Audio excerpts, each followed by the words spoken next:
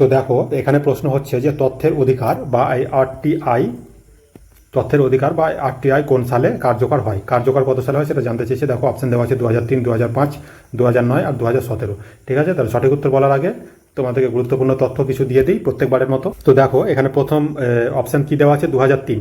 আমরা যদি দেখি এখানে জিআই ট্যাগ আইন কত সালে, 1999 সালে কার্যকর হয়েছিল কিন্তু 2003 সালে। ঠিক আছে, আর প্রথম জিআই ট্যাগ যদি আমরা বলি সেটা কি ছিল, দার্জিলিং চা পশ্চিমবঙ্গ থেকে। ঠিক আছে, পরবর্তী কিন্তু আছে 2005 অপশন যদি বলি তাহলে আমরা আরটিআই কার্যকর হয়েছিল 12 অক্টোবর 2005 সালে, তাহলে এটা হবে সঠিক উত্তর। এখানে কার্যকর সালে আমাদেরকে জানতে চেয়েছে, 2005 হবে সঠিক উত্তর।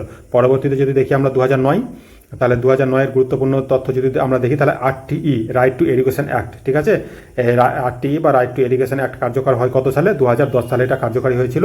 আর যদি আমরা অ্যাক্টের কথা বলি তাহলে এটা 2009। যদি আরটিআই বলে তাহলে 2005 হবে। ঠিক আছে, আর আরটিই যদি বলে রাইট টু এডুকেশন তাহলে এটা 2009 হবে। কার্যকরী হয়েছিল কত, 1 এপ্রিল 2010 সালে।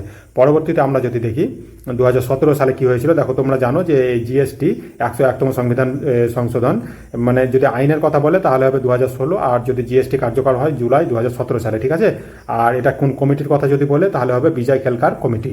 যদি ভিডিওটা গুরুত্বপূর্ণ বা ইনফরমেটিভ মনে হয় তাহলে ভিডিওতে অবশ্যই একটা লাইক করো। এরকম ভিডিও আরও পাওয়ার জন্য চ্যানেলটাকে সাবস্ক্রাইব করো। Thank you for watching.